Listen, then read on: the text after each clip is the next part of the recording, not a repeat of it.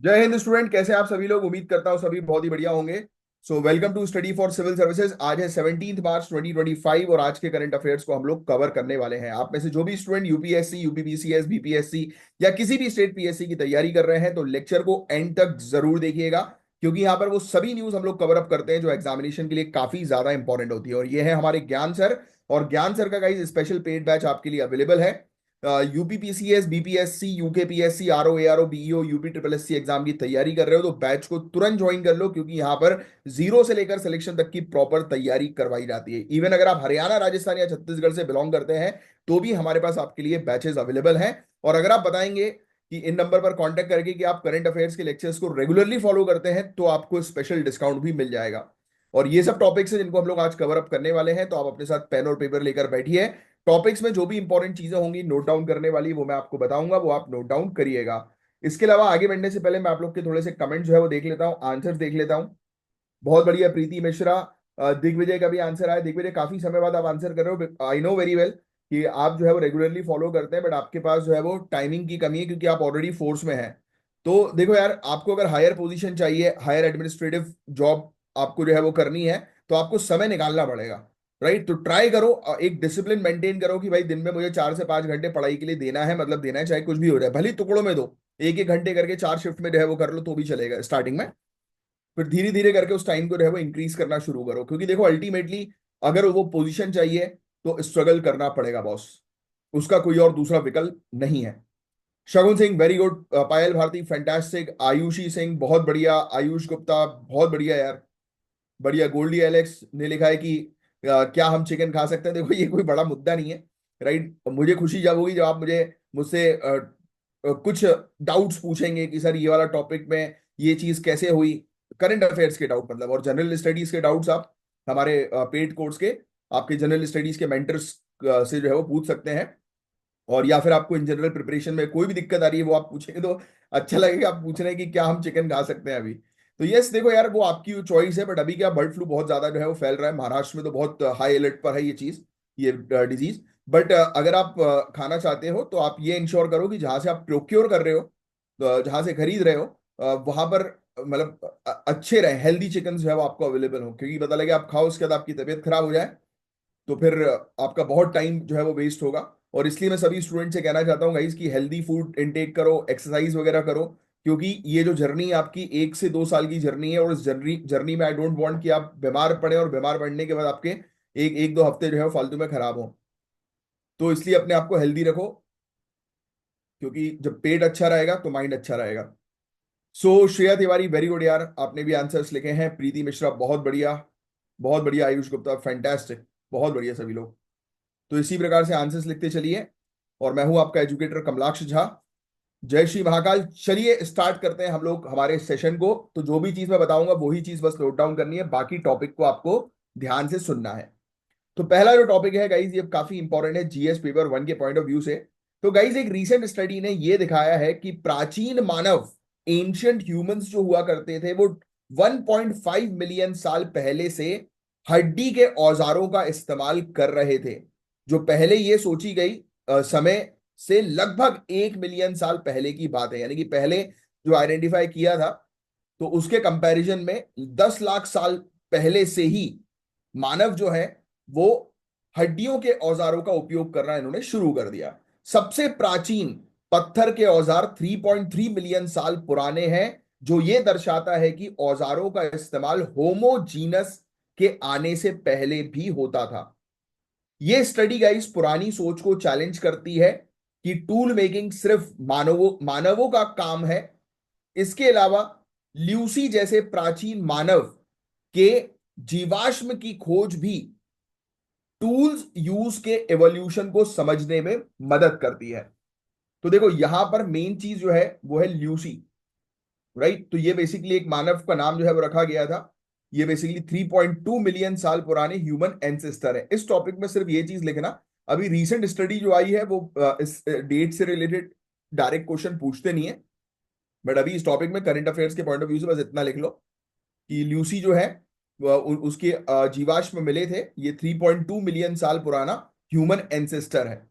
Right, तो याद रखना अगर क्वेश्चन आ जाए कि लूसी जो है वो इन ऑप्शन में से किससे एसोसिएटेड, उनमें से एक ऑप्शन आपको दिखाई देगा ह्यूमन एंसेस्टर, तो वो ऑप्शन बिल्कुल सही रहेगा, ह्यूमन एंसेस्टर का जीवाश्म। अब आगे की जो है वो चर्चा करते हैं, सुनने वाली बातें हैं ये, क्योंकि ये आपके जीएस पेपर 1 के अंदर कवर करवाया जाता है। तो सबसे पहले मैं आपको बताऊंगा प्राचीन पत्थरों के औजार के बारे में, जो 3.3 मिलियन साल पुराने हैं गाइस। यानी कि पहले के समय पर लोग जो पत्थर के औजार बनाते थे ना, वेपन्स बनाते थे, वो 3.3 मिलियन साल पुराने हैं। ये दर्शाता है कि होमिनिन्स ने होमोस के आने से पहले ही औजार बनाना शुरू कर दिया। यानी कि अभी तक की स्टडीज ये बताती थी कि होमोस जो थे वो औजार बनाते थे, बट नहीं, उससे पहले भी जो हम जो एंसेस्टर थे, पूर्वज थे ह्यूमंस के, उन्होंने औजार बनाना शुरू कर दिया था। वुडन टूल्स शायद पहले भी इस्तेमाल किए गए होंगे, लेकिन उनके नष्ट होने की वजह से उनका रिकॉर्ड नहीं मिलता, क्योंकि ऑब्वियस सी बात है, वुड जो है वो पूरी तरह से जो है वो क्या हो जाएगा, डिकम्पोज हो जाएगा, खत्म हो जाएगा। तो इसलिए वुड का भी शायद इस्तेमाल होता होगा, बट हमें उसके बारे में आइडिया नहीं है। तो रीसेंट स्टडी में मिली हड्डियों के औजार जो 1.5 मिलियन साल पुराने हैं, ये दर्शाते हैं कि औजारों का इस्तेमाल इतना पुराना है जितना हमने सोचा था। Are you getting this point? तो this is the main thing that you need to understand. फिर कंसेप्चुअल थॉट और टूल मेकिंग के बारे में जो है वो चर्चा करें, तो 1940s में British palaeoanthropologist Kenneth Oakley ने कहा है कि टूल मेकिंग सिर्फ मानव का काम है जो एडवांस्ड कॉग्निटिव एबिलिटीज की मतलब जरूरत होती है। मतलब देखो, ह्यूमंस के पास ही एक ऐसा ब्रेन है जो बेसिकली ह्यूमन को अलग अलग टास्क करने पर फोकस करता है। यस, बताता है उसको कि आपको ऐसे टास्क करने, अपनी यानी कि स्किल्स को डेवलप करने में हेल्प करता है हमारा ब्रेन। तो उन्होंने बोला है कि 1940s में एक बेसिकली रिसर्चर थे, उन्होंने कहा था कि औजार बनाना सिर्फ मानवों का काम है जो एडवांस कॉग्निटिव एबिलिटीज की जिसमें जरूरत होती है, स्किल्स की जरूरत होती है। बट 1964 में होमो हैबिलिस की खोज ने यह दर्शाया कि टूल मेकिंग सिर्फ होमो तक सीमित है। लेकिन अब यह साबित हो रहा है कि पहले के होमिनिन्स और कुछ नॉन ह्यूमन प्राइमेट्स भी टूल्स यूज करने में सक्षम थे। तो नॉर्मल सी बात है भाई, आपको भी पता होना चाहिए कि अगर नॉन ह्यूमंस की बात करें, दैट मीन्स की दूसरी स्पीसीज, एनिमल्स काइंड ऑफ, ठीक है। Human is also a social animal, you know about it. तो ये नई स्टडी ये बता रही कि नहीं भाई, दूसरे ह्यूमंस के अलावा भी जो नॉन ह्यूमंस जो थे, स्पीसीज थी, उनके पास भी क्षमता थी टूल्स बनाने की। ऑब्वियसली मैन, आज की डेट में भी, जैसे फॉर एग्जांपल मेरे घर पे खुद एक पेट है, राइट, डॉग है, दौलत। तो वो खुद ब खुद जो है वो, उसको पता है भाई कि उसको इस प्रकार से भगवान ने बनाया है कि वो अपने अकॉर्डिंग जो है वो चीजें करना जानता है। कोई भी चलो छोड़ो, घर में रहने वाले पेट को छोड़ो, आप बाहर स्ट्रीट डॉग्स को देखो यार, जी रहे हैं ना वो। शिकार, जंगल में देखो आप, जंगल में जानवर है, शिकार कर रहे हैं ना, खुद से, खुद से अपनी व्यवस्था कर रहे हैं। तो ऐसे ही छुपने के लिए जो है वो अपनी जगह जो है वो ढूंढ लेते हैं, ढूंढते कि नहीं ढूंढते? तो इतना तो दिमाग है उनके पास। तो ऑब्वियस सी बात है कि अगर उनको किसी को हंट करना है, तो अगर थोड़ा और दिमाग चलाएंगे तो हंटिंग भी जो है वो सीख जाएंगे। यस, जैसे कि दौलत को जो है वो कुछ चीज फेंकता हो तो वो जाकर लेकर आता है, लेब्राडोर प्रजाति है वो। तो ऑब्वियस सी बात है कि उनका, उनके एंसेस्टर्स ने जो है उनको सिखाया हुआ है, क्योंकि पहले के समय पर ये लोग मछली पकड़ने का काम करते थे। जिन लोग को इसके बारे में नॉलेज है तो उनको पता होगा। तो वहां पर कनाडा वगैरह में जो लोग रहते थे, उन्होंने ट्रेन किया हुआ था इनके लैब्राडोर के एंसेस्टर्स को भी, जाओ हम जो है वो मछली और चिड़िया वगैरह जो होती थी ना, तो चिड़िया स्पेशली करते थे वो लोग, शूट करते थे चिड़िया को और वो जाके लेके आता था। तो यही दिमाग जो है वो उसके अंदर है। ये गेम वही है, सिंपल सा। तो यही चीज इस स्टडी के अंदर समझाने की कोशिश की गई, और कुछ नहीं, इसमें लिखने की जरूरत नहीं है। अब जो मैंने आपको लूसी लिखवाया, that is important for you guys. 3.3 million साल पुराना ऑस्ट्रालोपिथेकस एफेरेंसिस फॉसिल, क्या, ऑस्ट्रालोपिथेकस ए फ्रेनेसिस फॉसिल, लूसी को पहले टूल यूजर नहीं माना गया, क्योंकि उसका दिमाग जो है वो छोटा था। तो लूसी जो था उसको ये नहीं बोलते थे कि ये टूल बना सकता है, क्योंकि इसका दिमाग जो था, ब्रेन जो था इसका, छोटे साइज का था। That's why. तो ये लिखने की जरूरत नहीं, इसके कैरेक्टरिस्टिक्स की बात करना चाहो तो जहां पर आपने लूसी लिखा है, तो स्मॉल ब्रेन साइज जो है वो इसके आगे लिख लेना। इसके दिमाग का आकार जो था वो छोटा था, कमजोर दिमाग था इसका, है। फिर आगे की चर्चा करते हैं। 1983 में लूसी के हाथ की मॉर्फोलॉजी के स्टडी ने यह दिखाया कि उसके हाथ स्टोन टूल्स को मैनिपुलेट करने के लिए सुटेबल थे। फिर 2010 में की गई आर्कियोलॉजिकल डिस्कवरी ने यह कंफर्म किया कि अर्ली होमिनिन्स 3.39 मिलियन साल पहले मीट प्रोसेस करने के लिए टूल्स का इस्तेमाल कर रहे थे, यानी कि जो मीट वगैरह है, मांस वगैरह है, उसको चीरने फाड़ने छोटा करने के लिए टूल्स का इस्तेमाल कर रहे थे। तो ये सब डेप्थ में पढ़ने की जरूरत नहीं है, सिर्फ सुन लो जितना मैं आपको बता रहा हूं। फिर चार्ल्स डार्विन की थ्योरी, इन्होंने 19 सेंचुरी में दिखाया कि चिंपांजी स्टोन्स का इस्तेमाल करके जो नट्स क्रैक करते थे, जो वो नहीं होता, अखरोट हुआ, मूंगफली हुई, उसको तोड़ते थे पत्थर का इस्तेमाल करके। तो इतना तो दिमाग था उनके पास। तो चार्ल्स डार्विन की थ्योरी ने ये बताया। फिर 1960s में प्राइमेटोलॉजिस्ट जेन गोडेल ने देखा कि चिंपांजी लकड़ियों को मॉडिफाई करके टर्मिट्स के लिए फिशिंग करते हैं, और पानी कलेक्ट करने के लिए लीव्स का इस्तेमाल जो है वो करते थे। पत्तियों का इस्तेमाल कर रहे हैं भैया पानी कलेक्ट करने के लिए। तो देखो दिमाग तो था उन लोगों में, नॉन ह्यूमन प्रजातियों में। फिर आगे की स्टडी ने यह दिखाया कि चिंपांजीज रूडिमेंट्री वुडन स्पीयर्स बनाते हैं, और capuchin monkey unintentionally stone flakes produce करते हैं जो अर्ली ह्यूमन टूल के सिमिलर थे। आपने अगर थोड़ी सी वर्ल्ड हिस्ट्री पढ़ी होगी तो आपने स्टोन फ्लेक्स के बारे में आपको पता होगा कि ये बेसिकली कुछ पत्थर हुआ करते थे जिनका इस्तेमाल, यानी कि उस पत्थर को घिस घिस कर ऐसा बनाया जाता था, थोड़ा सा नुकीला शार्प, कि जिसका इस्तेमाल जो है वो चीजों को फाड़ने के लिए करें। राइट। तो ये चिंपांजी भी ऐसे पत्थरों का उपयोग जो है वो करते थे। बस इतना सुन लो, बस इसमें ज्यादा कुछ आपको याद रखने वाली चीज है नहीं। अब देखो, इंडिया की प्री हिस्ट्री में स्टोन टूल्स की बात करें तो लोअर पैलियोलिथिक पीरियड जो है वो 6 लाख से लेकर 1.5 लाख बीसीई का पीरियड है। यहां पर आपको हैंड एक्सेस, क्लीवर्स, चॉपर्स, जो कटिंग, चॉपिंग और स्किनिंग के लिए इस्तेमाल होते थे, वो टूल्स देखने को मिलते हैं। इंपॉर्टेंट साइट्स याद रखना, ये साइट्स आपके लिए इंपॉर्टेंट है। ये पूरी साइट्स लिखने की वैसे जरूरत नहीं है, अगर आपके नोट्स में पहले से नहीं है तो लिख लेना, एक बार चेक कर लेना, रिवाइज कर लेना अपने नोट्स को एंशियंट इंडियन हिस्ट्री के, उसमें अगर ये लोकेशन नहीं दी गई है तो लिख लो। भीमबेटका तो याद होगा आपको, मध्य प्रदेश के अंदर है। डिडवाना से रिलेटेड भी कई बार सिविल सर्विसेज में क्वेश्चन आ चुका है, राजस्थान के अंदर है। सोन और सोहन वैली तो पंजाब की आपको याद होगा ही, बोरी महाराष्ट्र की है, बोरी से रिलेटेड क्वेश्चन आ सकता है।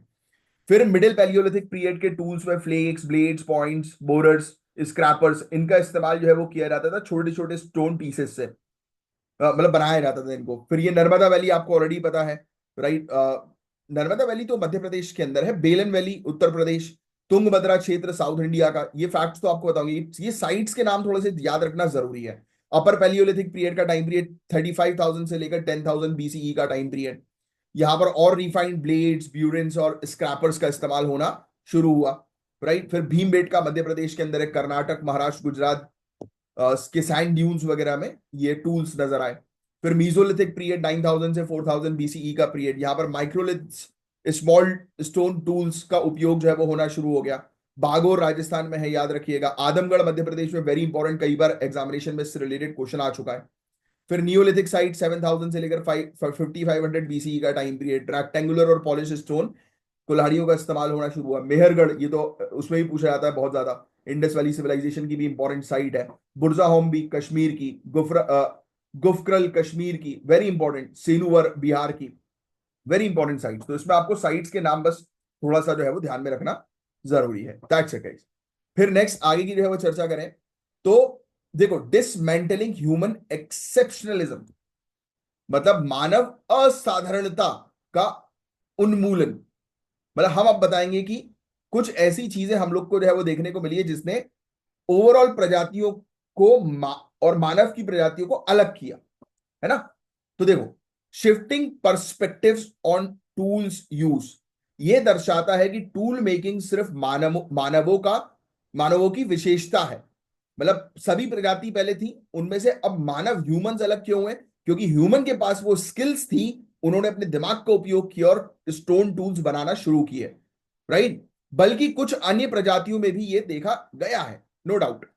बट ह्यूमन एक्सेप्शनलिज्म की सोच इस बात के बावजूद बनी रही कि अलग अलग प्रजातियों में डेक्सटीरियस हैंड मूवमेंट देखे गए हैं जो उनकी टूल मेकिंग स्किल को दर्शाते हैं। मतलब इस प्रकार के उनके हैंड्स डेवलप हुए हैं कि वो टूल्स बना सके। रीसेंट रिसर्च ये सजेस्ट करती है कि 13 मिलियन साल पहले सभी ग्रेट एप्स के कॉमन एंसेस्टर्स में भी टूल का इस्तेमाल करने की क्षमता थी। क्योंकि देखो ह्यूमन जो है वो एप प्रजाति से ही उभर कर आया, इवोल्यूशन हुआ, ये सब आपको पता ही है। चिंपांजी हुए, मंकीज हुए, उनके भी हाथ देखोगे तो आप बेसिकली ह्यूमन के हाथ जैसे ही जो है वो नजर आते हैं। यस, कम ऑन से यस और नो, यस। तो बस यही बता रहे हैं कि ये बेसिकली अलग ह्यूमन इसलिए हुए क्योंकि उनके पास ज्यादा बेटर स्किल्स थी, राइट, डेवलप करने की टूल्स वगैरह को।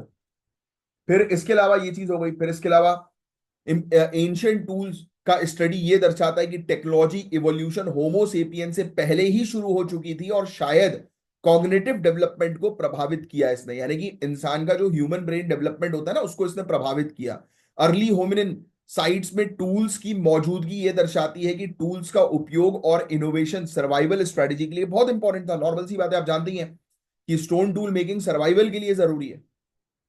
टूल टेक्नोलॉजी की ब्रॉडर हिस्ट्री समझने से ह्यूमैनिटी के इवोल्यूशन में स्थान को समझने में मदद मिलती है कि भाई ह्यूमन का क्या स्थान है इवोल्यूशन में, राइट। तो टूल टेक्नोलॉजी के थ्रू हम लोग को ये चीज पता लग जाती है, जो अन्य प्राइमेट्स के साथ शेयर ट्रेड्स को हाईलाइट करते हैं। पहले भी चिंपांजी भी जो है वो इस प्रकार की एक्टिविटीज करते थे, जैसे कि मैंने आपको बताया पत्थर का उपयोग करके वो नट्स वगैरह को तोड़ते थे। दे नो वेरी वेल की वेपन्स को कैसे बनाना है या किस चीज का कैसे उपयोग करना है। देखो पत्थर का उपयोग उन्होंने किसी चीज को तोड़ने के लिए जो है वो किया। दैट मीन्स कि वो भी अपना दिमाग जो है वो चला रहे थे, बट ह्यूमन से ज्यादा बेटर तरीके से चलाया। That makes human different from other species.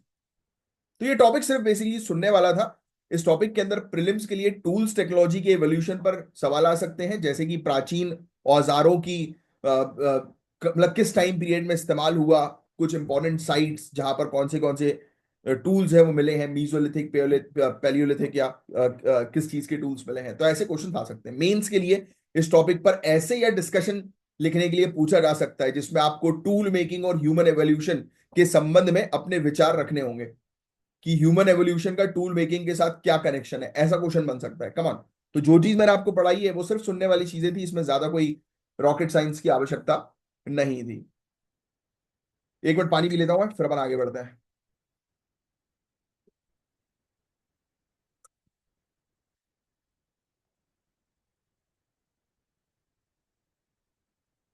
अब बात करेंगे हम लोग पशु औषधि केंद्र के बारे में। एक सेकंड यार, मैं एक मिनट एक चीज जो है वो टेस्ट करता हूं। अगर मैं वीडियो पैनल अपना ओपन करूं तो मैं आप लोग को दिखाई दे रहा हूं। अब पता नहीं कैसे दिख रहा होगा। लाइटिंग वगैरह भी तो मैंने रखी नहीं, ग्रीन स्क्रीन भी ढंग से नहीं है, ऐसी नॉर्मली मैंने सोचा कि ओपन कर लूं। क्योंकि क्या होता है, ये इसमें मेरे ख्याल से शायद कुछ स्क्रीन का कुछ पार्ट जो है वो छुप जाता है। आई डोंट नो, मैं चलो इसको डिसेबल जो है वो कर देता हूँ अभी के लिए। तो मैंने इसको जो है वो डिसेबल कर दिया। ओपन तो कर लिया था यार मैंने वीडियो। पता नहीं कैसा दिख रहा हूँ मैं। क्योंकि मैं अपने घर में थोड़ा सा, जैसे बोलते हैं ना कि काम, वो जो मेरा वर्क प्लेस है, मतलब घर में ही मेरा जो है वो एक ऑफिस है, एक एरिया, मतलब आधा एरिया, मतलब ऊपर हमारा रेसिडेंस है, नीचे मेरा पूरा ऑफिस एरिया है, और नीचे ही मेरा ऑफिस एरिया के पीछे वहां पर मैं रहता हूँ। वैसे रेसिडेंशियल तो वैसे मेनली ऊपर है, डुप्लेक्स में। और मतलब सुबह 4-5 बजे से मेरा काम जो है वो शुरू होता है। तो ना खाने का ठिकाना, ना पीने का ठिकाना है।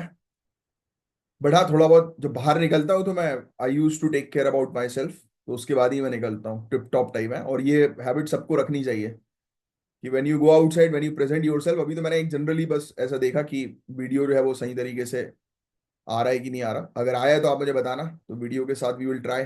बट क्या होता है कि वो हैंग वैंग होता है यार, मैं वीडियो इसलिए ऑन नहीं करता, कई बार डिस्टर्बेंस भी होता है। क्योंकि मैं हाथ का मूवमेंट करूँ या कुछ करूँ तो फिर किसी को डिस्टर्बेंस ना आए। जस्ट वांट यू कि मेरी आवाज पर फोकस करो। और सिर्फ क्योंकि कुछ स्टूडेंट ने पहले लिखा था कि सर आप दिखोगे तो ज्यादा बेटर जो है वो रहेगा, तो मेरा मानना ये है कि दिखने से बेटर है कि आप फोकस करो मेरी आवाज के ऊपर और जो लिखा है उसके ऊपर, जिससे कि डिस्ट्रैक्शन फ्री रहो आप।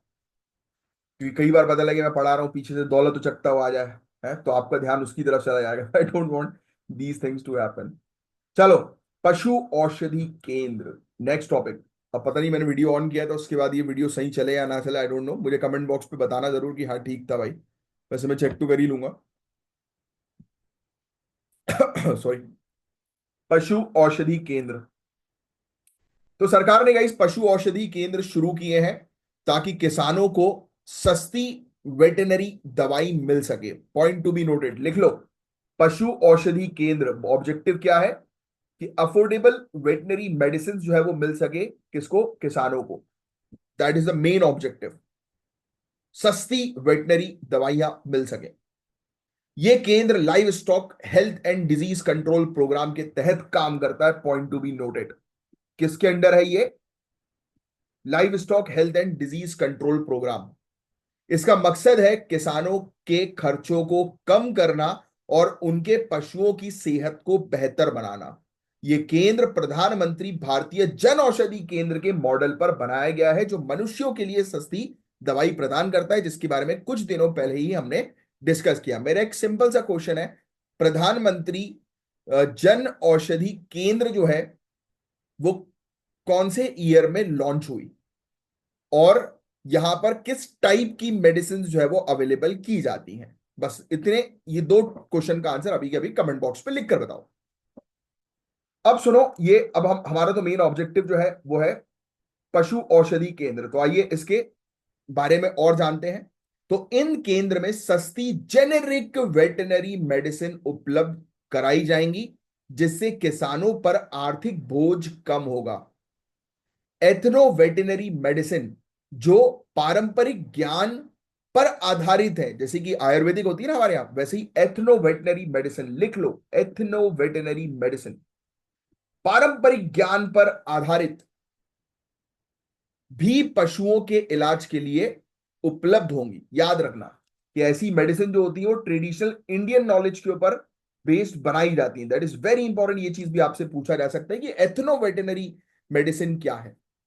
तो सुनिए, खुरपिया और मु, अ, मुहापिया रोग, FMD, foot and mouth disease, जिसको हम लोग जो है वो बोलते हैं ना, तो उसका ये हिंदी वाला, हिंदी मीडियम वाले स्टूडेंट ये लिखेंगे खुरपका और मुंहपका रोग, फुट एंड माउथ डिजीज जिसको हम लोग बोलते हैं, राइट।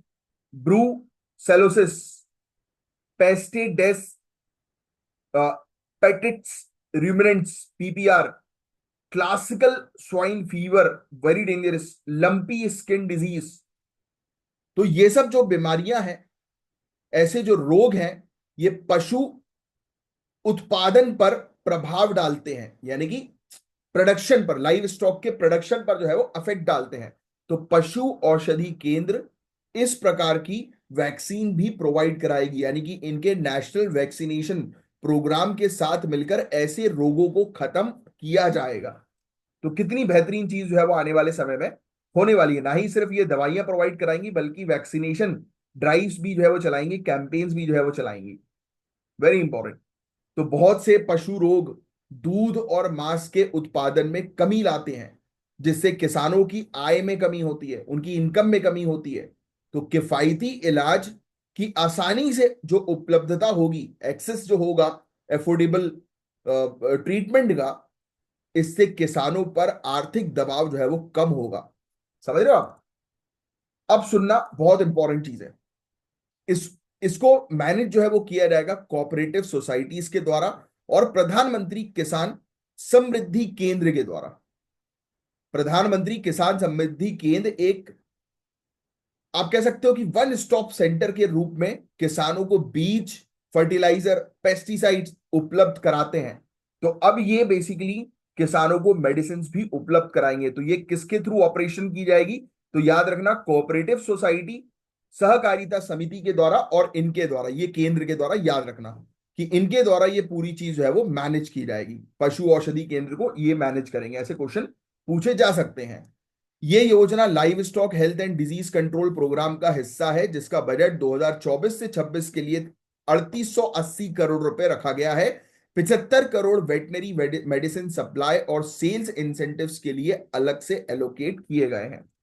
इसमें हम लोग जो है वो एथनो वेटनरी मेडिसिन पर फोकस कर रहे हैं। अब आपको पता ही है कि ये मेडिसिन क्या है। तो ट्रेडिशनल फॉर्मुलेशन जो नेशनल डेयरी डेवलपमेंट बोर्ड द्वारा डॉक्यूमेंटेड है। याद रखना, ये जो मेडिसिन जो है, इसको किसके द्वारा जो है वो अप्रूवल, अप्रूवल नहीं कहेंगे, मतलब किसने तैयार किया है? तो नेशनल डेयरी डेवलपमेंट बोर्ड ने, याद रखिएगा। और आम पशु रोग के इलाज के लिए ये दवाइयां बेची जाएंगी। हल्दी, नीम, तुलसी, गुड़, धनिया, लहसुन जैसी सामग्रियों का इस्तेमाल करके बुखार, डायरिया, घाव, इस प्रकार के इलाज किया जाएगा। सोचिए आप कितना बढ़िया है ये।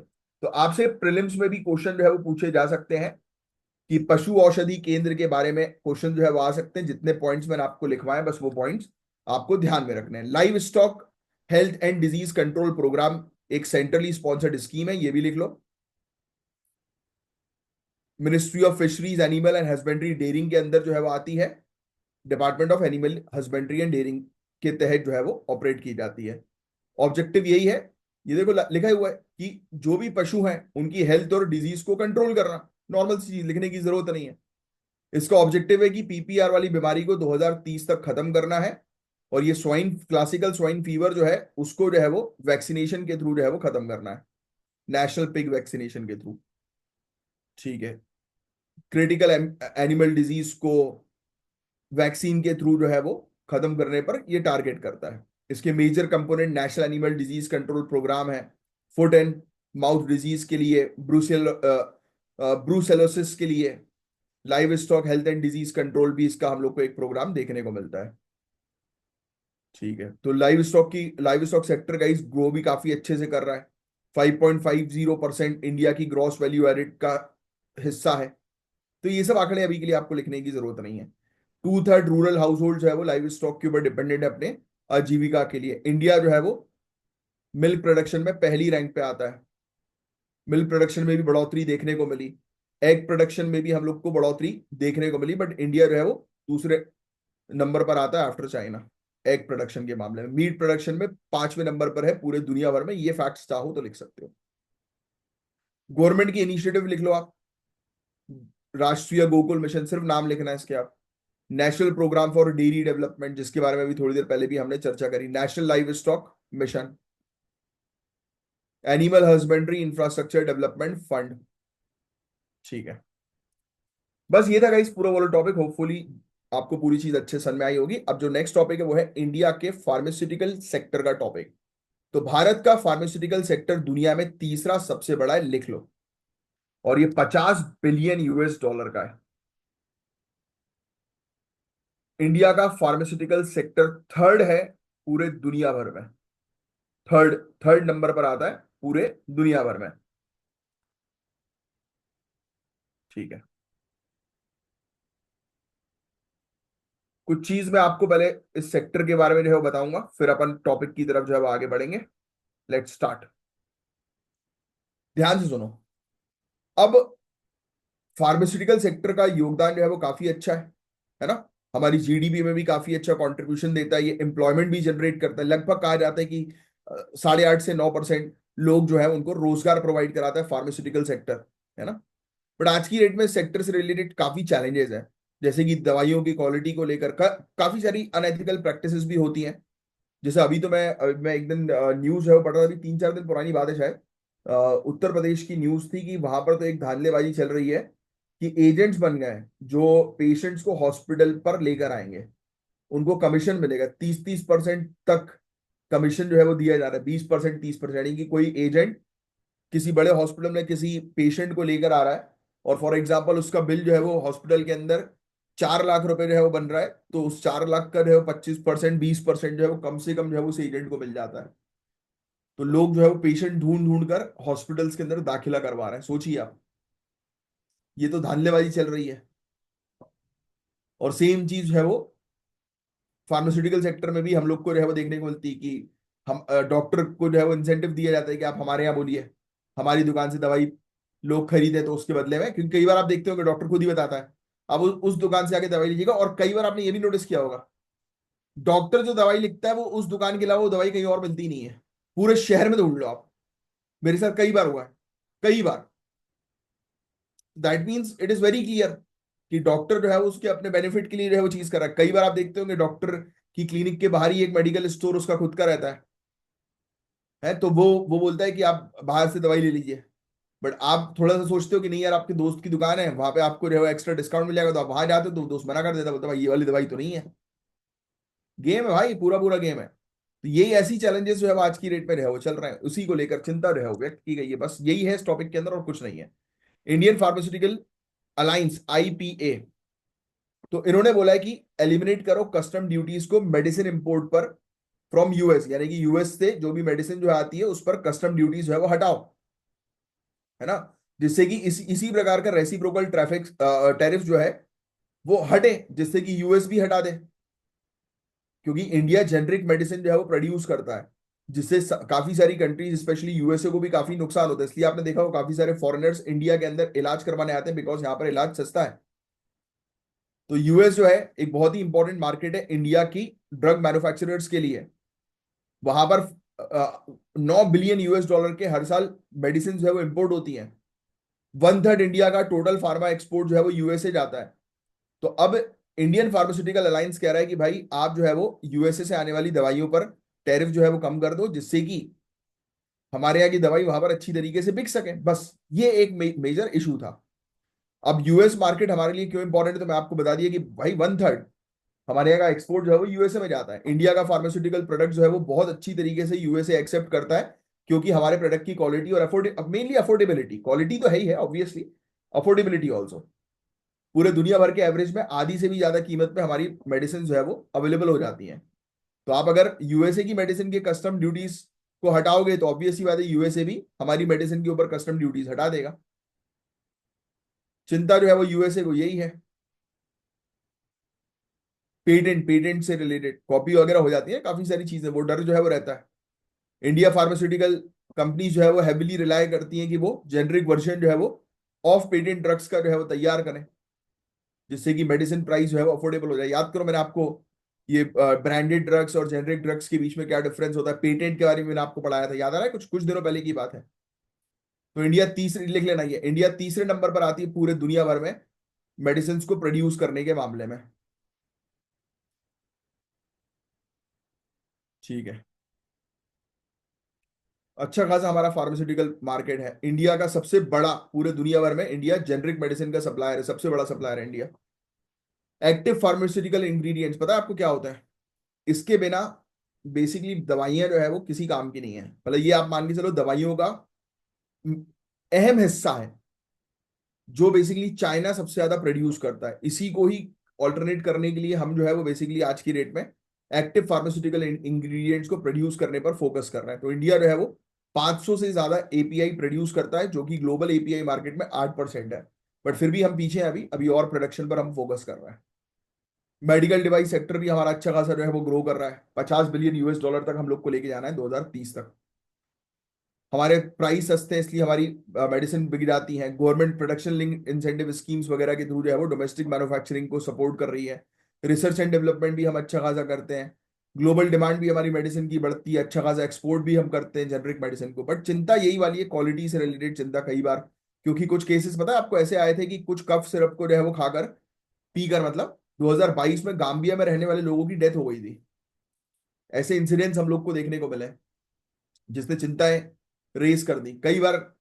काफी सारी इश्यूज होते हैं, गुड मैन्युफैक्चरिंग प्रैक्टिस को लेकर इश्यूज होते हैं। कई बार इश्यूज जो है वो आ जाते हैं कि आपने जो है वो बिना प्रॉपर टेस्टिंग के करप्शन वगैरह के थ्रू आगे बढ़ा दिया। बट ऐसा सिर्फ कंट्रोवर्सीज होती हैं। ऑब्वियस ही बात है कि मेडिसिन एक ऐसी चीज है कि जिसमें, हाँ, बट कई बार रिटेल सेक्शन या कुछ कंपनी ऐसे करती है कि एक्सपायरी डेट को जो है वो मिटाकर उसी के ऊपर जो है वो नई नई डेट जो है वो डाल दी जाती है। होता है ना, आपने कई बार वीडियोस वगैरह भी देखे होंगे इस प्रकार के। तो बहुत धांधलेबाजी है। हम लोग आज की डेट में जो मैं आपको बता रहा था एपीआई को इंपोर्ट करते हैं, एपीआई का चलो फुल फॉर्म बताओ, अभी के अभी पढ़ा है। पीछे मत करना, वीडियो को पॉज करो, बताओ एपीआई क्या है, फटाक से कमेंट बॉक्स में लिखकर, अभी के अभी। Active pharmaceutical ingredients.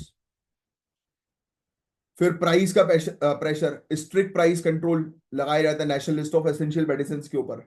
मतलब कुछ एसेंशियल मेडिसिन उस पर हमने लिस्ट बना दी कि भाई इससे ज्यादा प्राइस बढ़ा नहीं सकते हो। ग्लोबल कंपटीशन कंपटीशन भी अच्छा है, चाइना, यूएसए, यूरोपियन यूनियन से हमारा कंपटीशन काफी ज्यादा है। ठीक है, बस यही चीज अब जो प्रॉब्लम्स होती हैं वो इसकी सोल्यूशन है। कंपटीशन को खत्म करने के लिए और हम लोग अपने प्रोडक्शन जो है वो करें, रेगुलेटरी हर्डल्स को जो है वो हटाने पर फोकस करें, स्ट्रिक्ट एथिकल प्रैक्टिसेस पर जो है वो फोकस करें। तो यही सब चीजें हैं, बस और कुछ नहीं है इस टॉपिक के अंदर। तो ये था पूरा ओवरऑल टॉपिक, होपफुली आपको पूरी चीज अच्छे से क्रिस्टल क्लियर जो है वो समझ में आई होंगी। अब नेक्स्ट जो टॉपिक है हमारा, तो ये डिस्ट्रिक्ट लेवल जीडीपी एस्टिमेशन का टॉपिक, ये भी सिर्फ सुनने वाला टॉपिक है। तो भारत में जीडीपी को 3 इंपॉर्टेंट क्षेत्रों में डिवाइड किया गया है।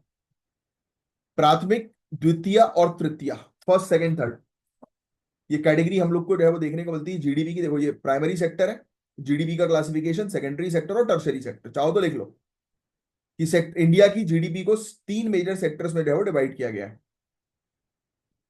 प्राइमरी सेक्टर के अंदर ऑब्वियस ही बात है, लिखने की जरूरत नहीं, आपको पता ही है प्राइमरी सेक्टर में क्या क्या चीजें आती है, सेकेंडरी सेक्टर में क्या क्या चीजें आती है, टर्शरी में क्या क्या आती है, यू नो अबाउट इट। तो इस तरीके से हम लोग जीडीपी को भी कैटेगराइज करते हैं। लेकिन डिस्ट्रिक्ट लेवल जीडीपी एस्टिमेशन अभी तक एक ब्लाइंड स्पॉट है जो पॉलिसी मेकिंग और बिजनेस इन्वेस्टमेंट को प्रभावित करता है। डिस्ट्रिक्ट लेवल जीडीपी एस्टिमेशन, तो भारत का प्राइमरी सेकेंडरी और टर्शरी में जो विभाजन है ये क्या है, तो वो मैं आपको जो है बता ही चुका हूं। इसका सबसे बड़ा चैलेंज जो है ये है कि टॉप डाउन अप्रोच से रियल टाइम इकोनॉमिक एक्टिविटी का पता नहीं चलता।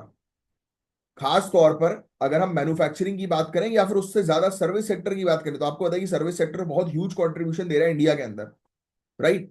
तो अब एक्यूरेटली एस्टिमेशन जो है वो लगा नहीं पाते, और उसके चलते जो है वो कई बार जो है वो प्रॉपर पॉलिसीज बन नहीं पाती। इसी को लेकर ये बस ये आर्टिकल है, बाकी इस आर्टिकल के अंदर और कुछ खास नहीं है।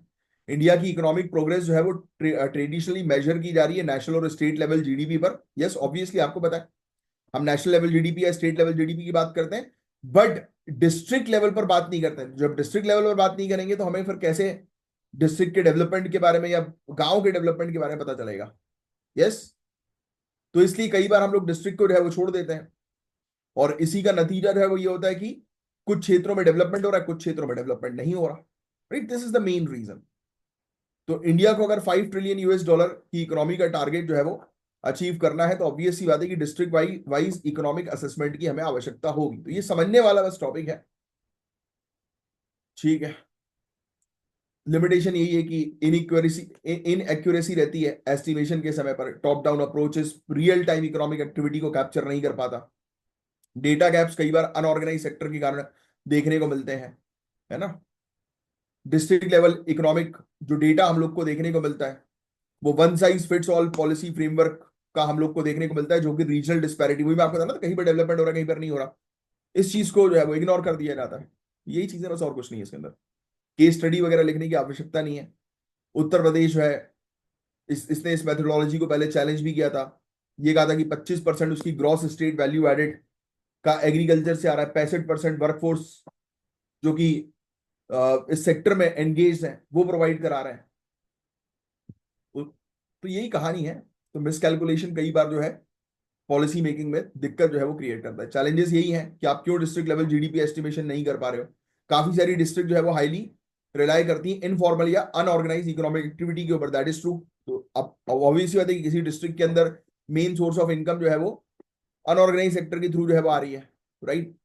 तो जो कि नॉन टैक्स पेयर्स वगैरह जो है वो होते हैं, तो उनका प्रॉपर डेटा आप रिकॉर्ड जो है वो कर नहीं पाते। डेटा रिकॉर्ड नहीं कर पाओगे तो एक्चुअल वो नहीं मिल पाएगा एस्टिमेशन।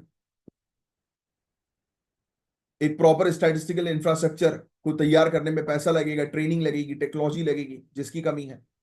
डेटा प्रॉपर तरीके से कलेक्ट नहीं करो तो डेटा कलेक्ट करो ना, जो प्रॉब्लम है वही इसका सोल्यूशन है। आज की डेट में डिजिटलाइजेशन आ गया है, तो डेटा कलेक्ट करना इज वेरी इजी।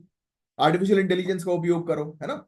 तो अगर प्रॉपर डेटा होगा डिस्ट्रिक्ट वाइज विलेज वाइज, तो हम बेहतर तरीके से पॉलिसीज जो है वो बना पाएंगे, जिससे कि प्रॉपर बेनिफिट जो है वो मिल सकेगा ओवरऑल डेवलपमेंट के लिए कंट्री के। बस बाकी कुछ नहीं था इस टॉपिक के अंदर गाइस, ऐसा कुछ याद रखने का। हम लोग को फिस्कल फेडरलिज्म को मजबूत करना है, पॉलिसी मेकिंग को बेटर बनाना है। अब नेक्स्ट टॉपिक है इंडिया की बायोटेक ग्रोथ से रिलेटेड। तो भारत की बायो इकोनॉमी, अभी पहले ये टॉपिक को सुनना, फिर अपन पेज पेज टॉप मतलब सब टॉपिक वाइज पूरी चीज को समझेंगे, ठीक है। क्योंकि ये समझना जरूरी है, क्योंकि ये टॉपिक लगातार 3-4 बार न्यूज में अभी देखने को मिल ही चुका है, और इससे रिलेटेड क्वेश्चन मेंस में आपसे पूछे जा सकते हैं, प्रीलिम्स में भी आ सकता है। तो भारत की बायो इकोनॉमी पिछले 10 सालों में 10 गुना बढ़ गई है, जो 10 बिलियन डॉलर से 130 बिलियन डॉलर तक पहुंच गई है। ये सेक्टर 2030 तक 300 बिलियन यूएस डॉलर तक पहुंचने की संभावना रखता है, 300 बिलियन यूएस डॉलर। तो देखो बायोटेक इंडस्ट्री पता है ना आपको, आज की डेट में हम लोग अलग अलग प्रकार की वैक्सीन बना रहे हैं, आज की डेट में हम लोग जेनेटिक इंजीनियरिंग पर फोकस कर रहे हैं, कौन सी, यस और no. In vitro fertilisation technology, या पता नहीं ये पूरी चीज है। तो इन पर हम लोग सबसे ज्यादा काम कर रहे हैं बायोटेक्नोलॉजी के ऊपर। अगर एग्रीकल्चर फील्ड की भी जो हम चर्चा करें तो हम लोग इसमें नैनो फर्टिलाइजर्स हुए हैं, तो ये सब चीजों पर भी काम कर रहे हैं ना। तो बायोटेक इंडस्ट्री में कई इनोवेशंस हुए हैं। एचपीवी वैक्सीन, हीमोफीलिया के लिए जीन थेरेपी, सरकार ने बायो ई3 पॉलिसी और अनुसंधान नेशनल रिसर्च फाउंडेशन जैसे इनिशिएटिव शुरू किए। जम्मू कश्मीर में भी बायोटेक का बहुत पोटेंशियल है, क्योंकि यहाँ की बायोडायवर्सिटी और मेडिसिनल प्लांट इस सेक्टर को और भी मजबूत बनाते हैं। इस रीजन में हाई एल्टीट्यूड क्रॉप्स की प्रोडक्टिविटी को बढ़ाने के लिए बायोटेक्नोलॉजी का इस्तेमाल, जड़ी बूटी की बेसिकली जो है वो बात हो रही है। तो भारत ने दुनिया का पहला एचपीवी वैक्सीन डेवलप किया है, जो प्रिवेंटिव हेल्थ केयर में एक बड़ा कदम है। Very very important point to be noted.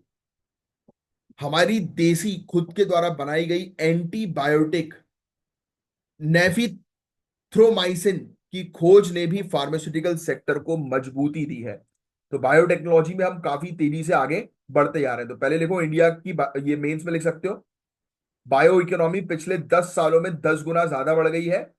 10 billion से लेकर 130 बिलियन यूएस डॉलर हो गई है और 300 बिलियन यूएस डॉलर पहुंच जाएगी 2030 तक। Himalayan territories particularly Jammu and Kashmir, ये अंडर एक्सपोज्ड है अभी तक।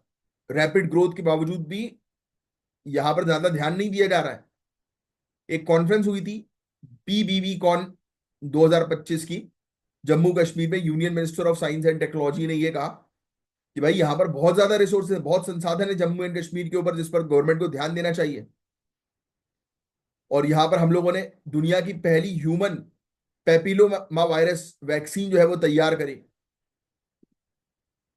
जीन थेरेपी में हेल्प करने वाली ये वैक्सीन हम लोग को देखने को मिल रही है। Very very important. तो बायोटेक्नोलॉजी के अंदर आप बायोलॉजिकल सिस्टम का उपयोग करते हो, ऑर्गेनिज्म का और उनके कंपोनेंट का, ऐसे प्रोडक्ट्स टेक्नोलॉजी डेवलप करने के लिए जो एग्रीकल्चर, मेडिसिन, इंडस्ट्री और सस्टेनेबिलिटी में इंपॉर्टेंट हो, राइट। तो इसके बारे में आपको ऑलरेडी पता है। इसकी अलग अलग ब्रांचेस हैं, मेडिकल बायोटेक्नोलॉजी, एग्रीकल्चरल बायोटेक्नोलॉजी जो मैं आपको नैनो फर्टिलाइजर के बारे में बता रहा था, ऐसी इंडस्ट्रियल बायोटेक्नोलॉजी है, एनवायरमेंटल बायोटेक्नोलॉजी है। हम लोग आज की डेट में ऐसे क्रॉप्स को डेवलप करने पर फोकस कर रहे हैं ना, कि जो जिनको क्लाइमेट चेंज का असर ना हो, तो वो भी तो एक बायोटेक्नोलॉजी का हिस्सा है। तो बायोटेक की अगर हम बात करें, तो मैंने आपको बताया 10 गुना ज्यादा इसमें बढ़ोतरी पिछले 10 सालों में देखने को मिली है। इंडिया की रैंक तीसरे नंबर पर आती है एशिया पैसिफिक रीजन पर, और पूरे दुनिया भर में 12वें नंबर पर आती है बायोटेक्नोलॉजी के डेवलपमेंट के ऊपर या मैन्युफैक्चरिंग के ऊपर, लिख लेना। 5352 से ज्यादा इंडियन साइंटिस्ट जो है वो लिस्ट हुए हैं वर्ल्ड के टॉप 2% रिसर्चर्स में। Again a big achievement for us, mains में लिख सकते हो। हिमालयन रीजन में ऐसी ऐसी जड़ी बूटियां हम लोग को देखने को मिलती है जो फार्मास्यूटिकल सेक्टर को एक अलग ऊंचाइयों पर पहुंचा सकती हैं, तो उसके पोटेंशियल को देखना बहुत ज्यादा जरूरी है। एरोमा मिशन, ये प्रोग्राम का नाम लिख लेना। ऐसे मिशन जो है वो इस सेक्टर में काफी योगदान जो है वो दे रहे हैं। एचपीवी वैक्सीन इंडिया की पहली प्रिवेंटिव हेल्थ केयर में एक बहुत बड़ा माइलस्टोन है। गवर्नमेंट की इनिशिएटिव लिख लेना, इनिशिएटिव बायो ई 3 पॉलिसी, और सुनो, ये तो यहाँ पर तो छोटा सा लिखा हुआ है, अनुसंधान नेशनल रिसर्च फाउंडेशन, इनिशिएटिव के नाम लिखो और आज इस पूरे इनिशिएटिव के बारे में आपको पढ़ना है। बायो राइड स्कीम और ग्लोबल इनोवेशन इंडेक्स में इंडिया की रैंक जो है वो 2024 में 39 आई है, जो थी 10 साल पहले 80 की पोजीशन पे। तो कुल मिलाकर मोटे मोटे तौर पर 50% इंप्रूवमेंट हमने किया है। अरोमा मिशन, ये भी आप पढ़ना, लिखवा तो लिया ही मैंने। ये बेसिकली फ्लोरिकल्चर के रेवोल्यूशन से रिलेटेड, फूल पत्तियां उगाने से रिलेटेड, ठीक है। जम्मू कश्मीर स्कूवास्ट, ये भी बहुत इंपॉर्टेंट है, काफी इंपॉर्टेंट रोल जो है वो प्ले कर रहे हैं एग्री बायोटेक रिसर्च में, ठीक है। चैलेंजेस यही है कि आप अभी भी हिमालयन बायोटेक के पोटेंशियल को समझ नहीं रहे हो। क्लाइमेट चेंज एक बड़ा चैलेंज हम लोग को देखने को मिल रहा है ना। पॉलिसी और इन्वेस्टमेंट गैप भी हम लोग को बहुत ज्यादा देखने को मिल रहा है। तो ये था गाइस पूरा वाला टॉपिक, होपफुली पूरी चीज आपको अच्छे समझ में आई होगी। अब जो नेक्स्ट टॉपिक है, यानी कि क्वेश्चन है आपके सामने, वो हाइड्रोजन पेरो ऑक्साइड से या पर ऑक्साइड से रिलेटेड हम लोग को देखने को मिल रहा है। तो पहली चीज तो बहुत ध्यान से सुनो, मैं स्टेटमेंट वाइज पूरी चीज जो है वो आपको बताता हूं। हाइड्रोजन पर ऑक्साइड ये एक स्टेबल लिक्विड है रूम टेम्परेचर के अंदर with no tendency to decompose. तो क्या ये स्टेटमेंट सही है? नहीं। हाइड्रोजन पर ऑक्साइड H2O2 जिसको हम लोग बोलते हैं, ये एक अनस्टेबल कंपाउंड है जो रूम टेम्परेचर पर खत्म हो जाता है, डिकम्पोज हो जाता है, ऑक्सीजन और वाटर में रिलीज हो जाता है। राइट, नॉर्मल सी चीज है। H2O और O जो है वो बन जाता है। इसका डीकंपोजिशन हीट रिलीज करता है जो इसकी स्टेबिलिटी को प्रभावित करता है। तो ये स्टेबल नहीं, अनस्टेबल है हाइड्रोजन पेरोक्साइड रूम टेम्परेचर पर। और ये स्टेटमेंट सही है दूसरा वाला, कि इसका इस्तेमाल आप कपड़े और पेपर वाली इंडस्ट्री में ब्लीचिंग एजेंट के रूप में करते हो, और ये एक इफेक्टिव और एनवायरमेंटल फ्रेंडली ब्लीचिंग एजेंट है, यानी कि कलर वगैरह निकालने का एजेंट। अच्छा, और तीसरा स्टेटमेंट भी सही है, हाइड्रोजन पेरोक्साइड की स्ट्रॉन्ग ऑक्सीडाइजिंग प्रॉपर्टीज की वजह से इसका इस्तेमाल रॉकेट प्रपल्शन में भी होता है, यानी कि रॉकेट को ऊपर ले जाने में भी आप इसका उपयोग जो है वो करते हैं। तो ये बहुत अच्छे से पता होना चाहिए, तीनों स्टेटमेंट के आंसर, मतलब स्टेटमेंट आप जो है वो लिख लीजिएगा। राइट, तो ये फैक्ट थोड़े से ध्यान में रखना है। अब हंटा वायरस, इसका भी फैक्ट जो है वो लिखो आप, hanta virus very important, hanta virus. तो पहला स्टेटमेंट इसमें लिखा है कि ये पर्सन टू पर्सन जो है वो रेस्पिरेटरी ड्रॉपलेट्स के थ्रू ट्रांसमिट होता है, तो गलत है भाई। हंटा वायरस आमतौर पर पर्सन टू पर्सन नहीं फैलता, ये प्राचीन रूप से रोडेंट्स के यूरिन ड्रॉपिंग्स और सलाइवा के कांटेक्ट से फैलता है हंटा वायरस, माउस, चूहा। और क्या ये hantavirus pulmonary syndrome HPS और haemorrhage fever with renal syndrome कर सकता है? तो yes, hantavirus infection, hantavirus pulmonary syndrome और haemorrhage fever with renal syndrome जो है वो जैसी गंभीर बीमारियां का कारण बन सकता है। और तीसरा स्टेटमेंट भी सही है, मेन मोड इसके ट्रांसमिशन का हम लोग को देखने को मिलता है कि एरोसोलिज रोडेंट एक्सक्रीटा है, मतलब वही मैंने आपको बताया यूरिन वगैरह के थ्रू जो है वो फैलता है। राइट, जिससे लोग इस वायरस से संक्रमित जो है वो हो जाते हैं। तो ये दोनों ही स्टेटमेंट बहुत इंपॉर्टेंट थे, हाइड्रोजन पेरोक्साइड से रिलेटेड और हंटा वायरस से रिलेटेड। तो याद रखना H2O2 के लिए हमें ये समझना चाहिए कि ये एक अनस्टेबल लिक्विड है जो डीकंपोजिशन करता है, लेकिन इसका इस्तेमाल ब्लीचिंग और रॉकेट प्रपल्शन में होता है। हंटा वायरस के केस में ये जरूरी है कि हमें समझना कि ये चूहे से फैलता है और इसका ट्रांसमिशन पर्सन टू पर्सन नहीं होता, बल्कि ये सीरियस हेल्थ इश्यूज HPS और HFRS का कारण जो है वो बनता है। तो इससे रिलेटेड क्वेश्चन आपसे एज इट इज जो है वो डायरेक्टली पूछे जा सकते हैं। तो you have to be very focused about these topics. चलो भाई, आर्टिफिशियल इंटेलिजेंस रिसर्च से रिलेटेड आपके लिए क्वेश्चन है और ये है हमारे आंसर। ये पेड बैचेस है गाइस, स्पेशल पेड बैचेस आप लोगों के लिए। इस पेड बैचेस को ज्वाइन करिएगा, जीरो से लेकर सिलेक्शन तक की प्रॉपर तैयारी करवाई जाती है। अब मैं साइन ऑफ करता हूं, मेरा नाम है कमलाक्ष झा। मिलेंगे हम लोग नेक्स्ट लेक्चर में। आप लोग अपने कमेंट्स लिखिएगा, आंसर्स लिखिएगा। जय हिंद, जय श्री महाकाल।